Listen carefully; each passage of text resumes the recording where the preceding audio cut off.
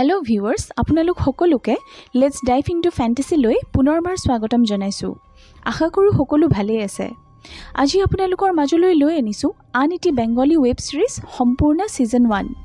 এই ৱেব ছিৰিজখনত এগৰাকী নৱবিবাহিতা স্ত্ৰীৰ ওপৰত হৈ অহা স্বামীৰ নিৰ্যাতনৰ ওপৰত দেখুওৱা হৈছে আৰু কিদৰে তেওঁ ইমান দিনে নিজৰ ভিতৰত থকা ভয় আৰু চেপি ধৰি ৰখা লাজ আৰু শংকাক বধ কৰি অকলেই আইন আদালতৰ কাষ চাপে সেয়া বৰ্ণনা কৰা হৈছে এই ছিৰিজখনত। এই ছিৰিজখন কাল্পনিক হ'লেও বাস্তৱিক জীৱনৰ লগত বহুতো মিল আছে, যিয়ে এগৰাকী নাৰীক হৈ অহা সামাজিক অত্যাচাৰসমূহৰ পৰা মুক্ত হ'বলৈ আৰু নিজেই নিজৰ অধিকাৰৰ বাবে লৰাই কৰিবলৈ বহুতো সাহস যোগাব বুলি আশা কৰিলোঁ। তেন্তে আহক দেৰি নকৰি এই ছিৰিজখন আৰম্ভ কৰোঁ। প্ৰথম দৃশ্য আমি দেখিবলৈ পাওঁ এখন বিয়াৰ ৰভা।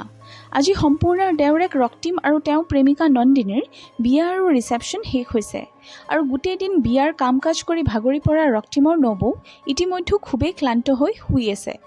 হঠাতে বাহিৰৰ ড্ৰয়িং ৰুমৰ পৰা কিবা এটা বস্তু পৰাৰ শব্দ শুনি সম্পূৰ্ণৰ টোপনি ভাঙে।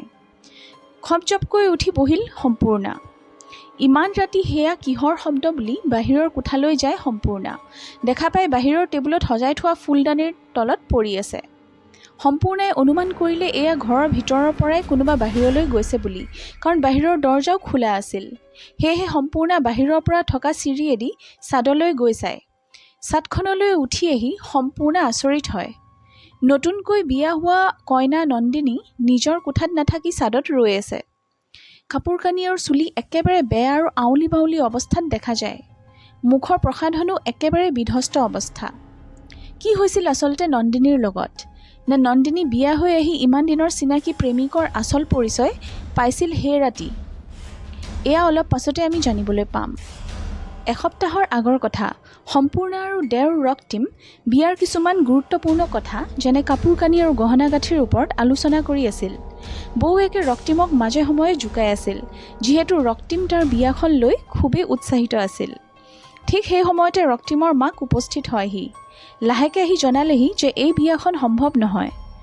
ৰুকু মানে ৰক্তিম আৰু সম্পূৰ্ণাক তেখেতে জনালে যে ৰুকু আৰু নন্দিনীৰ শুৱনিৰ মিল নাই আৰু হেনো বহুতো বাধা লিখা আছে দুয়োজনৰ বিবাহিতা জীৱনত। সেয়েহে এই বিয়াখনক তেখেতে সন্মতি দিব নিবিচাৰে। মাকৰ মুখৰ পৰা এই কথাখিনি শুনি শিলপৰা কপৌৰ দৰে লাগি থাকিল দুয়োজন। মনৰ আশাত কোনোবাই খুবেই বেয়াকৈ আঘাত কৰা যেন অনুভৱ হ'ল ৰক্তিমৰ। ইফালে নন্দিনী তাইৰ মাক দেউতাকৰ লগত বিয়াৰ বাবে গহনা গাঁঠি আৰু আন বজাৰসমূহ কৰাত ব্যস্ত দেখুওৱা যায়। তেনেকুৱাতে নন্দিনীৰ দেউতাকলৈ এটি কল আহে। এই কল ৰক্তিমৰ মাকে কৰিছিল। তেখেতৰ ফোনটো ধৰাৰ অলপ পাছতেই কিবা এটা সমস্যাত পৰা দেখা যায় দেউতাকক। আচলতে তেখেতক এয়াই জনোৱা হৈছিল যে এই বিয়াখন আৰু নহয়। নন্দিনীৰ মাকো আহি দেউতাকৰ ওচৰত ৰয়হি। খবৰটো পাই দুয়োজনৰ মূৰত পাহাৰ খহি পৰাৰ দৰে উপক্ৰম হয়, যিহেতু জীয়াৰীৰ বিয়াৰ বাবে খোৱা বোৱাকে ধৰি বিয়াৰ ৰভা আৰু সকলোকে কাৰ্ড বিলোৱা সমস্ত কাম ইতিমধ্যে হৈ গৈছিল। পাছদিনা ৰাতিপুৱা ব্ৰেকফাষ্টৰ বাবে ডাইনিং টেবুলত বহি থকা ৰক্তিমক উদাসীন হৈ থকা দেখা যায়। নবৌৱেকে ব্ৰেকফাষ্টৰ যোগান ধৰিছে আৰু শাহুৱেকে কেইবাখনো সম্বন্ধৰ বাবে ছোৱালীৰ ফটো আনি ল'ৰাক দেখুৱায়। আৰু লগতে তেখেতে এয়াও কয় যে বিয়াৰ এডভান্স যিমান আৰু যা দিয়া হ'ল সেয়া একেই থাকিব, মাত্ৰ পাত্ৰী সলনি হ'ব, গতিকে এইবোৰ লৈ কাকো একো চিন্তা কৰিব নালাগে। কিন্তু ৰক্তিমে কোনো আগ্ৰহ নেদেখালে মাকৰ এই কথাত আৰু খৰধৰকৈ উঠি একো খোৱা বোৱা নকৰাকৈয়ে অফিচৰ বাবে ৰাওনা হ'ল। পাছে পাছে সম্পূৰ্ণা লৰালৰিকৈ টিফিন বক্স আনি ৰক্তিমক দিলেহি। বৌৱেকক সি জনালে যে যদি সি বিয়া কৰাব তেনেহ'লে অকল নন্দিনীক, আৰু যাতে এই বিয়াৰ কথালৈ কোনেও একো নকয়, এই বুলি বৌৱেকক জনাই অফিচলৈ যায় ৰক্তিম। সম্পূৰ্ণাৰ শাহুৱেকৰ আচলতে পুৰণি দিনৰ চিন্তাধাৰা আছিল। তেখেতে শুৱনি বিয়াৰ নীতি নিয়ম বিশেষভাৱে মানিছিল। সেয়েহে সকলোৰে সন্মতি থাকিলেও এই বিয়া তেখেতে মানি ল'ব পৰা নাছিল। ইফালে নন্দিনী আৰু ৰক্তিমৰ সম্পৰ্ক এবছৰমানৰ পৰা খুবেই গহীন আছিল। ৰাতি শুবৰ সময়ত সম্পূৰ্ণাই এই কথালৈ নিজৰ স্বামী প্ৰতিমৰ লগত আলোচনা কৰিলে। আচলতে নন্দিনীৰ শান্তশিষ্ট স্বভাৱ সকলোৰে পচন্দ আছিল, বিশেষকৈ সম্পূৰ্ণাৰ। প্ৰতিমে উত্তৰত কয় যে ইয়াৰ উপায়চোন তোমাৰ ওচৰতেই আছে। তুমি যদি মাক ভালকৈ কথাষাৰ বুজাই কোৱা তেখেতে নিশ্চয় শুনিব। তোমাৰ কথা মায়ে কেতিয়াও আওকাণ নকৰে চাবা। এই কথা শুনি সম্পূৰ্ণাই কিবা এটা বুদ্ধি উলিয়ালে। পাছদিনা নন্দিনীক ফোন কৰি এখন কফি শ্বপলৈ মাতিলে সম্পূৰ্ণাই। নন্দিনীক লগ পাই তাইৰ পৰা হাতত পিন্ধা খাৰু এপাত বিচাৰিলে বিয়াৰ বাবে গহনা বনোৱাবলৈ। আচৰিত হ'ল নন্দিনী। খেলিমেলি ভাৱেৰে ক'লে বাইদেউ, আপুনি জানেই যে এই বিয়াখন আৰু হয়তো নহ'ব বুলি। হাঁহি এটা মাৰি সম্পূৰ্ণাই নন্দিনীক ইয়াৰ বাবে চিন্তা কৰিবলৈ মানা কৰিলে আৰু ক'লে যে ৰক্তিমেও তাইৰ বাহিৰে কাকো নিবিচাৰে বুলি। ভাঙি যোৱা সপোন যেন আকৌ জোৰা লাগিব ধৰিলে। নবৌৱেকৰ কথা শুনি নন্দিনীৰ মুখত হাঁহি বিৰিঙি পৰিল। ঘৰ আহি সম্পূৰ্ণাই শাহুৱেকক জনালে যে মহেশ শাস্ত্ৰী নামৰ এজন নামজ্বলা জ্যোতিষীক তাই ৰক্তিম আৰু নন্দিনীৰ শুৱনি দেখাই আহিছে। তেখেতে হেনো কৈছে যে বিশেষ একো অসুবিধা নাই, মাত্ৰ পূজা এভাগ ঘৰত পাতিব লাগিব, সমস্ত বাধা তাতেই কাট খাই যাব বুলি। মহেশ শাস্ত্ৰীৰ নাম মাকে যিহেতু আগতেও শুনিছিলে, সেয়েহে সম্পূৰ্ণাৰ কথাত ইচ্ছা নথকাটো তেখেত মান্তি হয়। বৌৱেকৰ এই বুদ্ধি দেখি ৰক্তিমেও বৌৱেকক শলাগিলে। আকৌ পৰিৱেশ আগৰ দৰেই সুখৰ হৈ উঠিল। নিজৰ পেৰসীৰ লগত বিয়া ঠিক হৈ যোৱা দেখি আনন্দত আত্মহাৰা হৈ পৰিল ৰক্তিম। কেইদিনমানৰ ভিতৰতেই বিয়া হ'ল আৰু বিয়া বাৰুৰ পৰা আদি কৰি সকলো সু কাম কাজসমূহ নিয়াৰিকৈ হৈ গ'ল। ইয়াৰ লগতে চিন শ্বিফ্ট হয় আৰু আকৌ দেখুওৱা হয় ৰিচেপশ্যনৰ ৰাতিৰ সেই চিন, য'ত নন্দিনীক খুবেই বেয়া অৱস্থাত দেখা গৈছিল। সম্পূৰ্ণা নন্দিনীৰ ওচৰলৈ আগবাঢ়ি যায় আৰু সোধে এই ৰাতি সময়ত এইদৰে বাহিৰত ৰৈ থকাৰ কাৰণ। তাইৰ এই অৱস্থা দেখি সম্পূৰ্ণাই একো ভাবিয়েই নাপায়। একো উত্তৰ নিদিলে নন্দিনীয়ে। কেইবাবাৰো সোধাত এবাৰ ৰক্তিমৰ নাম লৈ আকৌ থমকি যায় আৰু নন্দিনী আৰু উচুপি উঠে। ৰক্তিমৰ নাম শুনি সম্পূৰ্ণাই এয়াই ধাৰণা কৰে হয়তো প্ৰথম ৰাতি উৎসাহিত হৈ সি নন্দিনীক জোৰ কৰা বুলি। হয়তো তাইও প্ৰথমবাৰ বুলি অলপ ভয় খাই এনেকুৱা কৰিছে। সম্পূৰ্ণাই নিজৰ ভনীয়েকৰ দৰেই কথাখিনি বুজাই দি তাইক নিজৰ কোঠালৈ যাবলৈ কয় আৰু নিজেও নিজৰ শোৱা ঘৰলৈ যায়গৈ। আচলতে নন্দিনীৰ লগত যি ঘটিছিল সেয়া গা শিয়ৰি উঠা দৃশ্য আছিল। তাইক সেই ৰাতি ৰক্তিমে নিজৰ পত্নীৰ দৰে ব্যৱহাৰ নকৰি ভোগবিলাহৰ সামগ্ৰীৰ দৰে ব্যৱহাৰ কৰিছিল। তাইক আঁচুৰি আৰু কামুৰিব ধৰিছিল, আনকি ডিঙি পৰ্যন্ত চেপি ধৰিছিল সি। পাছদিনা ৰাতিপুৱাৰ দৃশ্য দেখুওৱা যায়। নন্দিনীয়ে চুটকেছত কিছুমান কাপোৰ জাপি সুমুৱাইছে হানিমুনৰ বাবে। তাইৰ চকুত বাৰে বাৰে ভাহি আহিছিল আগদিনাখনৰ কথাবোৰ। মাজে মাজে শিয়ৰি উঠিছিল নন্দিনী। আগৰাতি হোৱাৰ ঘটনাই নন্দিনীক ভয়ভীত কৰি তুলিছিল। তেনেকুৱাতে ৰক্তিম আহে নন্দিনীৰ ওচৰলৈ। তাক ওচৰত দেখি কিবা এটা শংকা আৰু ভয়ত কঁপি উঠিল নন্দিনী। একে সময়তে নবৌৱেক সম্পূৰ্ণা আহে নন্দিনীৰ কাষলৈ আৰু ৰক্তিমক অলপ সময়ৰ বাবে যাবলৈ কয়। তাৰ ওলাই যোৱাত সম্পূৰ্ণাই নন্দিনীক এটি হানিমুন নাইটি গিফ্ট কৰে। লগতে নন্দিনীক বুজায় যেন হানিমুনলৈ গৈ দুয়ো খুব আনন্দ কৰে আৰু সময় দিয়ে এজনে আনজনক বুজিবৰ বাবে। নন্দিনীয়ে একো মাত নামাতি নীৰৱে শুনি ৰয়। এইবাৰ দুয়ো হানিমুনৰ বাবে ৰাওনা হয়। ৰক্তিমে এখন 5 ষ্টাৰ হোটেল বুক কৰে। দেখা যায় ৰাতি টিভি চলাই বহি আছে ৰক্তিম। তেনেকুৱাতে নবৌৱেকে দিয়া নাইটিযোৰ পিন্ধি ৰক্তিমৰ ওচৰত আহি ৰয়হি নন্দিনী। নন্দিনীৰ ৰূপত মুগ্ধ হৈ চাই ৰ'ল ৰক্তিম। সঁচাকৈয়ে খুবেই মৰম লাগিছিল তাইক। ৰক্তিম লাহেকৈ উঠি নন্দিনীৰ ওচৰ চাপি আহে। এই চিনটো দেখি অনুভৱ হৈছে যেন সঁচাকৈয়ে ৰক্তিমে এইবাৰ নিজৰ পত্নীক অজস্ৰ মৰম কৰি দুবাহুত আঁকোৱালি ল'ব। কিন্তু নন্দিনীৰ ওচৰ আহিলত আকৌ ৰক্তিমৰ ভিতৰত থকা সেই পাশৱিক দৈত্য জাগি উঠে। ইফালে ৰাতি খাই বৈ উঠাৰ পাছত সম্পূৰ্ণা আৰু স্বামী প্ৰতিম শুবলৈ যায়। ঠিক তেনেকুৱাতে ভায়েক ৰক্তিমৰ কল আহে। প্ৰতিমে ফোন ৰিচিভ কৰাত ৰক্তিমে জনায় যে নন্দিনী হোটেল ৰুমৰ পৰা ক'ৰবাত ওলাই গ'ল আৰু তাইক ক'তো বিচাৰি পোৱা যোৱা নাই। প্ৰতিমে কিবা কোৱাৰ আগতেই ফোনটো সম্পূৰ্ণাই লৈ ৰক্তিমক ক'লে ছিকিউৰিটি গাৰ্ডৰ সহায় ল'বলৈ। কথাৰ মাজতেই সম্পূৰ্ণাৰ মনত পৰে সেই বিয়াৰ ৰাতিলৈ, য'ত নন্দিনীক ছাদত পাইছিল সম্পূৰ্ণাই। এই কথা মনত পৰিলত এবাৰ ৰক্তিমক হোটেল আৰু ছাদখনত বিচাৰি চাবলৈ ক'লে সম্পূৰ্ণাই। কথামতেই ৰক্তিমে ছিকিউৰিটি গাৰ্ড লৈ ওপৰলৈ গৈ বিচাৰে নন্দিনীক। সঁচাকৈয়ে ছাদখনৰ এচুকত লুকাই উচুপি আছিল নন্দিনী। খুবেই ভয়াৱহ অৱস্থাত পোৱা গৈছিল তাইক। ইফালে ৰক্তিমৰ ঘৰৰ মানুহসকলৰ চিন্তাত মন উগুল থুগুল লাগি আছিল। কাৰো চকুত টোপনি নাই। সম্পূৰ্ণাৰ শাহুৱেকে তেনেকুৱাতে সম্পূৰ্ণাক ক'লে যে তেখেতৰ হেনো নন্দিনীৰ স্বভাৱ আগৰ পৰাই পচন্দ নাছিল। বিয়াৰ পাছৰ পৰাই গুমুঠা মৰা চেহেৰা আৰু কাৰো লগত কথা নপতাকৈ থকা স্বভাৱটো আচলতে তেখেতে মানি ল'ব পৰা নাছিল। ডাঙৰ বোৱাৰীক ক'লে তুমি অলপ নন্দিনীৰ ওপৰত চকু ৰাখিবাচোন। মইতো আগতেই এই বিয়াত সন্মতি দিয়া নাছিলোঁ। মোৰ কথা নুশুনাৰ ফল এয়া। তেনেকুৱাতে সম্পূৰ্ণাই ক'লে নহয় মা, হয়তো ৰক্তিম আৰু তাইৰ মাজত কিবা ভুল বুজাবুজি হৈছে, নহ'লেতো এনেকুৱা হোৱাৰ কথা নাই। আপুনি চিন্তা নকৰিব, সকলো ঠিক হৈ যাব। বহু দেৰি হ'ল, আপুনি শুই পৰকগৈ যাওক। এই বুলি সম্পূৰ্ণাই শাহুৱেকক শুব যাবলৈ ক'লে। পাছদিনাখনেই ৰক্তিমে নন্দিনীক লৈ ঘৰলৈ উভতি আহে। বাটত দেখা যায় নন্দিনীৰ গা অলপ বেয়া। লগতে ৰক্তিমৰ প্ৰতি বিৰাট ভয় সোমাই থকা নন্দিনীৰ ৰক্তিমৰ ওচৰত বহিয়ে গা কঁপনি উঠা দেখা যায়। দুয়ো ক্ৰমে ঘৰ আহি পায়হি। নন্দিনীক দেখিয়েই শাহু আৰু শহুৰেকৰ খং উঠি আহিছিল যদিও কোনেও এষাৰ মাত নামাতিলে তাইক। একমাত্ৰ সম্পূৰ্ণা আগবাঢ়ি আহি নন্দিনীক তাইৰ ৰুমলৈ লৈ যায়। কোঠাত সোমাই নন্দিনীক সুধিলে আগদিনা তাই তেনেকুৱা আচৰণ কৰাৰ কাৰণটো। নিমাত শান্ত নন্দিনীৰ দুগালেদি অশ্ৰু বৈ আহে। একো নামাতি সম্পূৰ্ণাক দেখুৱালে এটা এটাকৈ আঘাতৰ চিন। প্ৰায় গোটেই শৰীৰতেই বেয়াকৈ দাঁতৰ কামোৰ আৰু আঁচোৰৰ চিন আছিল। প্ৰথমবাৰ এনেকুৱা কিবা কিছুমান দেখি সম্পূৰ্ণা জঠৰ হৈ ৰ'ল। বাহিৰত সদায় সুন্দৰ ব্যৱহাৰ কৰা ৰক্তিমৰ এই নৰপিশাচ ৰূপৰ কথা সম্পূৰ্ণাই হয়তো সপোনতো কল্পনা কৰা নাছিল। সেইদিনা দুপৰীয়া পাকঘৰত খোৱা বনোৱা সময়ত সম্পূৰ্ণাৰ সঘনাই সেই বিয়াৰ ৰাতিৰ কথা মনলৈ আহি থাকে। বেচেৰী নন্দিনীয়ে ক'ব বিচাৰিও যে একো ক'ব পৰা নাছিল, সেই দৃশ্য ভাহি থাকে সম্পূৰ্ণাৰ দুচকুত। চিন্তাৰ ভাৱনাত বুৰ গৈ থকা সম্পূৰ্ণাৰ সেইদিনা দালিৰ বাতিও হাতৰ পৰা মাটিত পৰে। দুপৰীয়া শোৱা কোঠাত বহি সম্পূৰ্ণাই কিবা এটা ভাবি থাকে।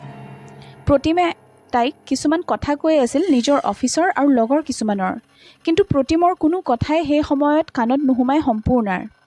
প্ৰতিমে তাইক তেনেকৈ বহি থকা দেখি মাতিলে তাইক। তাই স্বামীক ক'লে যে তাই নন্দিনী আৰু ৰক্তিমক লৈ খুবেই চিন্তাত পৰিছে। প্ৰতিমে ক'লে, কেইদিনমানতেই তাহাঁতি নতুন ফ্লেটলৈ যাবগৈ, তেতিয়া তাহাঁতৰ মাজত কি হৈ আছে এনেও একো গম নাপাবা, গতিকে এইবোৰ লৈ ইমানকৈ চিন্তা কৰি নাথাকিবা। লগতে ক'লে, ভায়েক ৰক্তিমে নন্দিনীৰ মানসিক অসুস্থতাৰ কথা ইতিমধ্যে সকলোকে জনাইছে।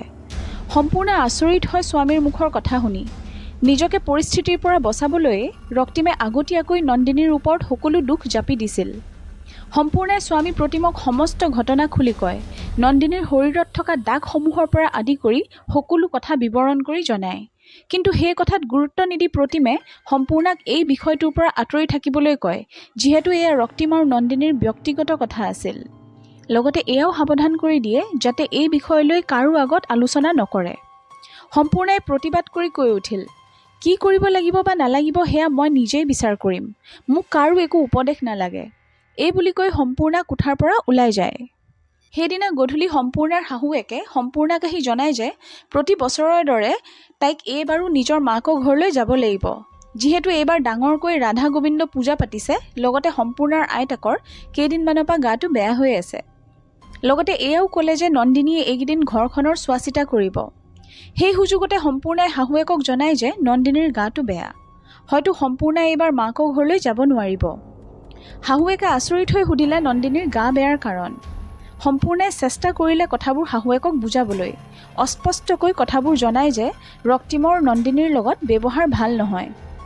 ডাঙৰ বোৱাৰীৰ পৰা নিজৰ সৰু ল'ৰাৰ এইদৰে বদনাম শুনি খঙত উগ্ৰ হৈ শাহুৱেকে ওলোটাই ধৰিলে সম্পূৰ্ণাক। কৈ উঠিল, কোনো ভাল ঘৰৰ ছোৱালীয়ে এইবোৰ শোৱা কোঠাৰ কথা এনেকৈ কাকো নকয়। সম্পূৰ্ণাক আৰু বহুতো টান কথা শুনাই শাহুৱেক তাৰ পৰা আঁতৰি যায়। চিন শ্বিফ্ট হয় আৰু দেখুওৱা হয় নন্দিনীয়ে নিজৰ ৰুমত বহি মাকৰ লগত ফোনত কথা পাতি আছে। নন্দিনীৰ মাক দেউতাকে জীয়াৰীৰ এই দুখৰ অৱস্থা একোৱেই গম পোৱা নাছিল, যিহেতু এইবোৰ কথা নন্দিনীয়ে কেতিয়াও কাকো কোৱা নাছিল। নন্দিনীৰ দৰেই তাইৰ মাক দেউতাকো খুবেই শান্ত আৰু অজলা আছিল। তেনেতে ৰুমত সোমাই আহে ৰক্তিম। নন্দিনীয়ে তৎক্ষণাত ফোনটো থয়। ৰক্তিমক ওচৰত দেখি কিবা এটা অপ্ৰস্তুত অনুভৱ কৰে নন্দিনীয়ে। নন্দিনীৰ ওচৰত আঁঠু কাঢ়ি এইবাৰ ৰক্তিমে তাইৰ হাতত এটা চকলেট গুজি দিয়ে আৰু ক্ষমা খোজে আৰু কয় যে এইকেইদিনত যি ভুল সি তাইৰ লগত কৰিলে সেয়া আৰু পুনৰবাৰ কেতিয়াও নহয়। ৰক্তিমক এইদৰে ক্ষমা খোজা দেখি অলপ সকাহ অনুভৱ কৰিলে নন্দিনীয়ে। মনলৈ অলপ হ'লেও আশাৰ কিৰণ জাগিলে, হয়তো পৰিস্থিতি লাহে লাহে সকলো ঠিক হৈ যাব। কিন্তু সঁচাকৈয়ে ৰক্তিমে নিজৰ কৰি অহা অত্যাচাৰৰ বাবে অনুতাপ কৰিছিলনে? নে সেয়া নন্দিনীক কথাৰে বিশ্বাস কৰাই কিবা এটা ডাঙৰ ঘটনাৰ বাবেহে সাজু কৰাইছিল পত্নীক? সেয়া অলপ পাছতেই আমি দেখিবলৈ পাম। ৰক্তিমে নন্দিনীক নতুন ঘৰখন দেখাবলৈ লৈ যাব বিচাৰিলে। পাছদিনা ৰাতিপুৱা নন্দিনীয়ে সম্পূৰ্ণাক জনায় যে এতিয়া সকলো ঠিকেই আছে আৰু ৰক্তিমেও তাৰ ভুলৰ বাবে আগৰাতি ক্ষমা খুজিলে বুলি। গতিকে তাইৰ বাবে চিন্তিত থকা সম্পূৰ্ণাক আৰু এইবোৰ লৈ চিন্তা কৰিবলৈ মানা কৰিলে। নিজৰ ভনীয়েকৰ দৰে মৰম উপজা নন্দিনীৰ মূৰত হাত বুলাই সম্পূৰ্ণাই তাইকো ভালদৰে আৰু সাৱধানে থাকিবলৈ ক'লে।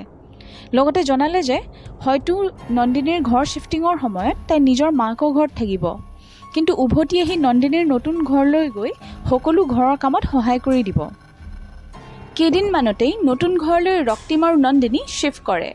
লগতে সম্পূৰ্ণাও নিজৰ মাকৰ ঘৰ মুৰ্ছিদাবাদলৈ ৰাধা গোবিন্দ পূজা ভাগৰ বাবে যায়গৈ। বহু ধুমধামেৰে সম্পূৰ্ণা নিজৰ মাকৰ ঘৰত আৰু নন্দিনী নিজৰ নতুনকৈ লোৱা ফ্লেটত ফাকুৱা উৎসৱ পালন কৰে। এইকেইদিন নন্দিনীৰ মনটো যথেষ্ট ভাল আৰু ফৰকাল হৈ আছিল, কাৰণ ৰক্তিমৰ ব্যৱহাৰ তাইৰ প্ৰতি সলনি হৈছিল। আগৰ দৰে সেই পাশৱিক ব্যৱহাৰ আৰু নন্দিনীয়ে স্বামীৰ পৰা পোৱা নাছিল। নন্দিনীও আগতকৈ মুকলি হ'ব ধৰিলে। পূজা শেষ হোৱাত সম্পূৰ্ণা উভতি আহিল স্বামীৰ গৃহলৈ। এদিন ৰাতিৰ কথা, সম্পূৰ্ণাৰ কোঠাত দৰ্জাত টুকুৰিওৱাৰ শব্দ শুনি উচাত মাৰি উঠিল সম্পূৰ্ণা। জোৰ জোৰকৈ ডাঙৰ ল'ৰা প্ৰতিমক মাতিছে মাকে। লৰালৰিকৈ দৰ্জাখন খোলে সম্পূৰ্ণাই। বাহিৰত শাহু আৰু শহুৰেকক বহুত চিন্তিত অৱস্থাত দেখা যায়। ফুপাই জোপাই শাহুৱেকে জনায় যে নন্দিনীৰ ঘৰৰ মজিয়াত পৰি এক্সিডেণ্ট হৈছে আৰু সংকটজনক অৱস্থাত হস্পিটেল লৈ যোৱা হৈছে। লৰালৰিকৈ সম্পূৰ্ণা, প্ৰতিম মাক দেউতাকৰ লগত হস্পিটেললৈ ৰাওনা হয়। খুবেই গম্ভীৰ অৱস্থাত অনা হয় নন্দিনীক। মূৰত দুখ পাইছিল নন্দিনীয়ে। মূৰৰ পৰা তেজ ওলাই লুতুৰি পুতুৰি অৱস্থাত দেখা যায় নন্দিনীক। ইফালে ৰক্তিমৰ পৰিবাৰৰ সকলো আহি পায় হস্পিটেলত। সম্পূৰ্ণাই বাহিৰৰ পৰা নন্দিনীক দেখিয়েই গম পালে এয়া কোনো এক্সিডেণ্ট নহয় বুলি। কিবা এটা যে ৰক্তিমৰে অপৰাধৰ ভোগী হ'ল নন্দিনী, সেয়া সহজেই অনুমান কৰিলে সম্পূৰ্ণাই। ইফালে নৌবৌয়েকক দেখি দৰৱ পাতি কিনাৰ অজুহাত দেখাই ৰক্তিম হস্পিটেলৰ পৰা ওলাই যায়। নন্দিনীয়েও লৰালৰিকৈ ৰক্তিমৰ পাছে পাছে যায় আৰু এইবাৰ পোনপটীয়াকৈ সুধি পেলায় ৰক্তিমক যে সি নন্দিনীৰ লগত কি কৰিলে যে তাই আজি এই অৱস্থা হৈছে। ৰক্তিমে মিছা মাতিলে যে তাই বাথৰুমত পিছলি পৰাত এই দুৰ্ঘটনা সংঘটিত হৈছে বুলি।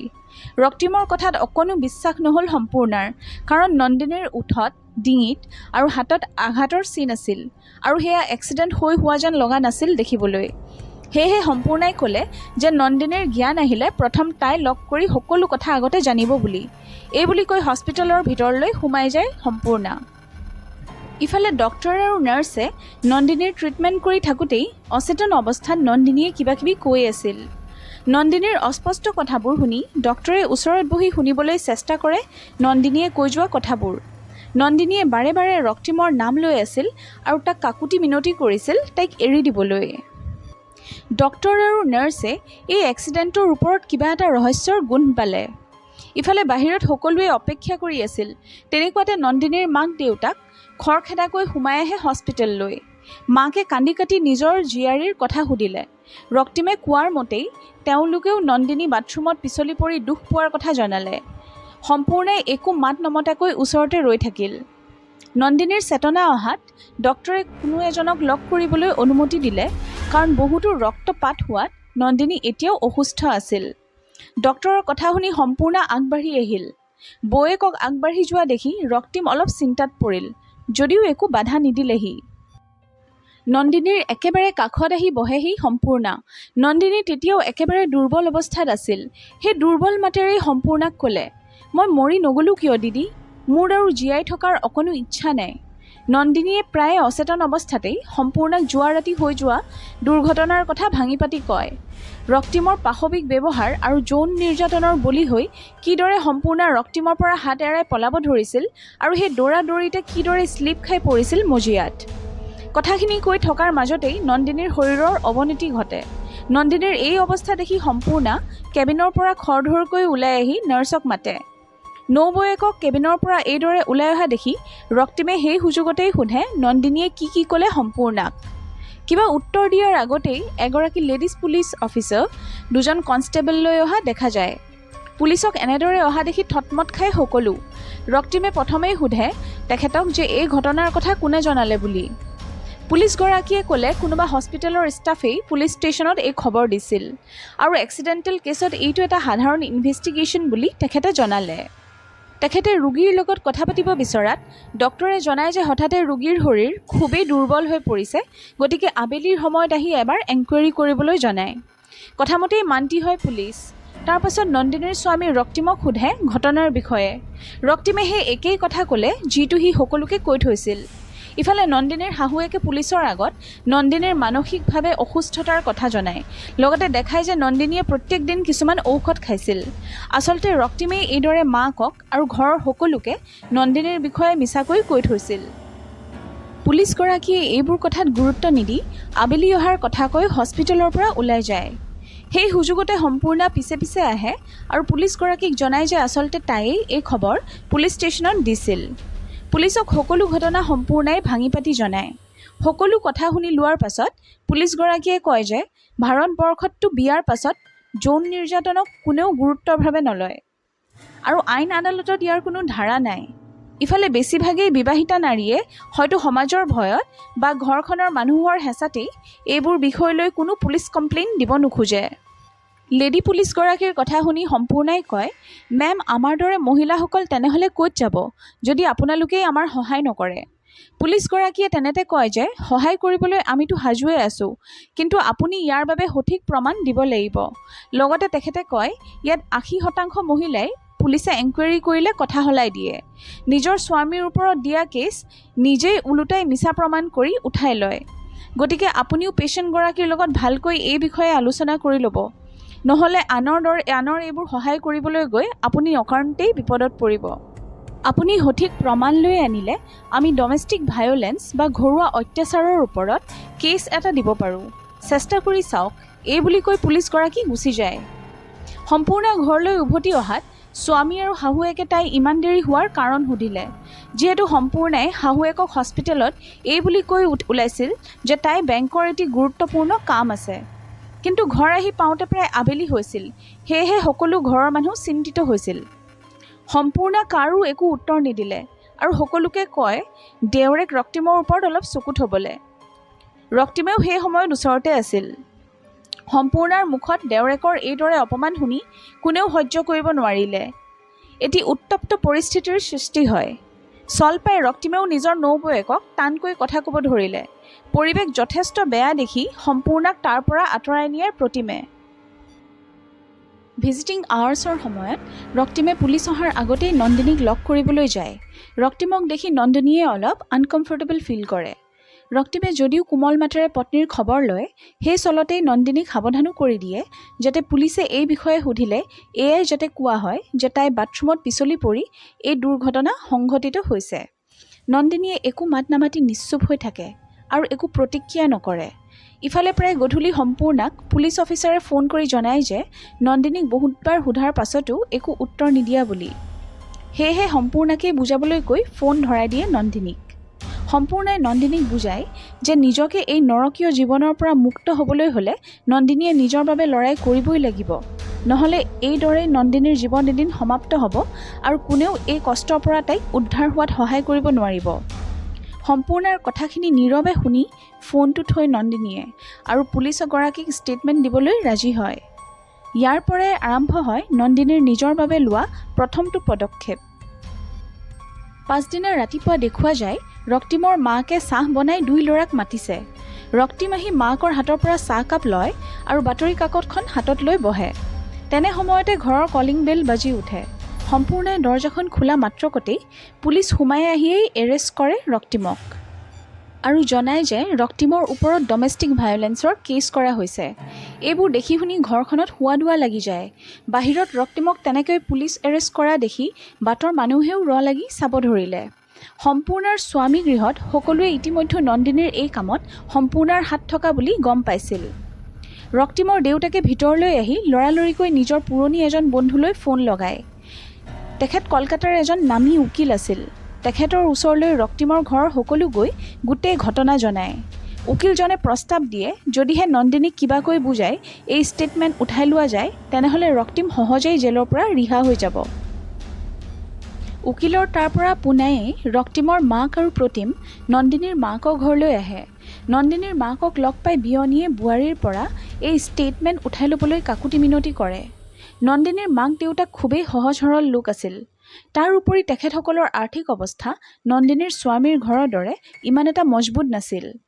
সেয়েহে বহু ভাবি চিন্তি নন্দিনীৰ মাক ভিজিটিং আৱাৰ্ছত নন্দিনীৰ ওচৰলৈ আহি এই কেছটো উঠাই ল'বলৈ জোৰ কৰে আৰু কয় যে এনেকুৱা সৰু সুৰা ভুল বুজাবুজি বা ঘটনা স্বামী স্ত্ৰীৰ মাজত হৈয়ে থাকে। সেই বুলিয়ে ইমান সৰু এটা কথা লৈ ইমান ডাঙৰ এটা পদক্ষেপ লোৱাটো তোমাৰ ভুল হৈছে মাজনী। আমাৰ সৌভাগ্য যে ইমান ডাঙৰ মানুহৰ ঘৰলৈ তোমাক বিয়া দিব পাৰিছোঁ।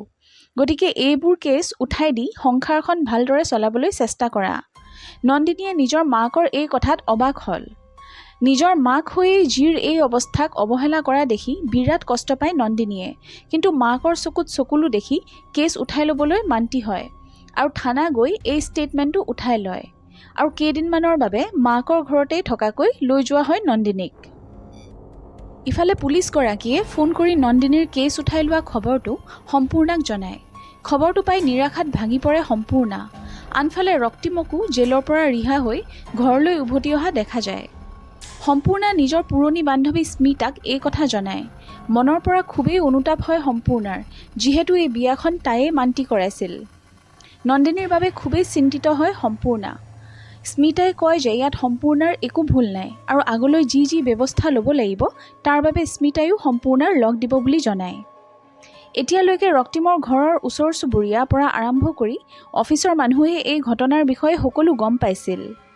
ৰক্তিমৰ মাক দেউতাকে সমাজৰ আগত ওলাবলৈ লাজ কৰা হৈছিল, কিন্তু এবাৰো নিজৰ ল'ৰাক এই ঘটনাৰ বাবে দায়ী নকৰি সকলো দুখ জাপি দিছিল ডাঙৰ বোৱাৰী সম্পূৰ্ণাৰ ওপৰত। প্ৰতিমকো মাকে বোৱাৰীৰ কথা কৈ বেয়াকৈ শুনাবলৈ আৰম্ভ কৰে। সকলো লোকেই সম্পূৰ্ণাক নিজৰ শত্ৰু হিচাপে ল'ব আৰম্ভ কৰিছিল। শাহুৱেকে প্ৰতিমক সম্পূৰ্ণাক অলপ শাসন কৰিবলৈ কয়। তেনেকুৱাতে সম্পূৰ্ণা বাহিৰৰ পৰা ঘৰ সোমাইছিল। শাহুৱেকৰ কথা সকলো শুনি সম্পূৰ্ণায়ো উভতি ধৰিলে। ঘৰখনত আকৌ এটি উত্তপ্ত পৰিস্থিতিৰ সৃষ্টি হয়। এইবাৰ প্ৰতিমো শান্ত নাথাকি খঙত সম্পূৰ্ণাক জোৰ কৰি কোঠালৈ লৈ যায় আৰু জনায় যে নন্দিনীৰ ঘৰৰ পৰা ইতিমধ্যে কেছ তুলি লোৱা হৈছে। ইয়াৰ পাছতো যদি সম্পূৰ্ণা শান্ত নহয় তেনেহ'লে এই ঘৰ এৰি বেলেগে থকাৰ ব্যৱস্থা কৰিবলৈ কয় স্বামীয়ে। স্বামীৰ মুখৰ পৰা এই কথা শুনি সম্পূৰ্ণা একেবাৰে ভাঙি পৰে, কাৰণ সদায় সকলো কথাত লগ দিয়া বা সহযোগ কৰা স্বামীও এতিয়া সম্পূৰ্ণাৰ বিৰুদ্ধে আছিল। আচলতে প্ৰতিমো নিজৰ ঘৰখনৰ বিৰুদ্ধে যাব খোজা নাছিল আৰু এনেকুৱা এটা পৰিস্থিতিত খুবেই অসহায় বোধ কৰিছিল প্ৰতিম। ইফালে সম্পূৰ্ণাৰ বিশ্বাসেই হোৱা নাছিল যে সদায় ঘৰখনৰ আৰু স্বামীৰ বাবে চিন্তা কৰা সম্পূৰ্ণাক এতিয়া স্বামীয়েও মনৰ পৰা যথেষ্ট দূৰ কৰি দিছিল। ঘটনাৰ দুসপ্তাহ হৈ যায়। সম্পূৰ্ণাই নন্দিনীক লগ কৰিবলৈ নন্দিনীৰ ঘৰ আহি ওলাইহি। দেউতাকে দৰজা খুলি সম্পূৰ্ণাক হঠাতে তেনেকৈ দেখি অলপ অপ্ৰস্তুত হয় আৰু জনাই নন্দিনী শুই থকা বুলি। কিন্তু তেখেতৰ কথাত গুৰুত্ব নিদি সম্পূৰ্ণাই সোমাই আহি মাত দিয়েহি নন্দিনীক। ইমান দিনৰ পাছত সম্পূৰ্ণাক দেখি নন্দিনী খুবেই উৎফুল্লিত হয়, লগতে ক্ষমাও খোজে যে এই কেছটো উঠাই ল'ব লগা হোৱাৰ বাবে। সম্পূৰ্ণাই সেইবোৰ কথাত গুৰুত্ব নিদি বাকী খবৰ খাতি সোধে। অলপ সময় দুয়োৰ কথা হওঁতেই কোঠালৈ সোমাই আহে নন্দিনীৰ মাক। আহি কয় যে নন্দিনীৰ এইকেইদিন বিশ্ৰামৰ দৰকাৰ আৰু ডক্টৰে খুব এটা কথা পাতিবলৈ মানা কৰিছে নন্দিনীক। সম্পূৰ্ণাই বুজি পালে যে নন্দিনীৰ মাক দেউতাকে সম্পূৰ্ণাৰ এই ঘৰলৈ অহা পচন্দ কৰা নাই। আচলতে তেওঁলোকৰো এয়াই ধাৰণা আছিল যে সম্পূৰ্ণাই তেখেতৰ জীৰ সংসাৰখন ভাঙিব বিচাৰিছে। নন্দিনীৰ মাকৰ ব্যৱহাৰ ভাল নাছিল যদিও সম্পূৰ্ণাই তেখেতৰ কথা মতেই নন্দিনীক বিশ্ৰাম কৰিবলৈ কয় আৰু হাঁহিমুখে ঘৰৰ পৰা ওলাই যায়। দুদিন পাছত নন্দিনীৰ জন্মদিন পালন কৰা হয়।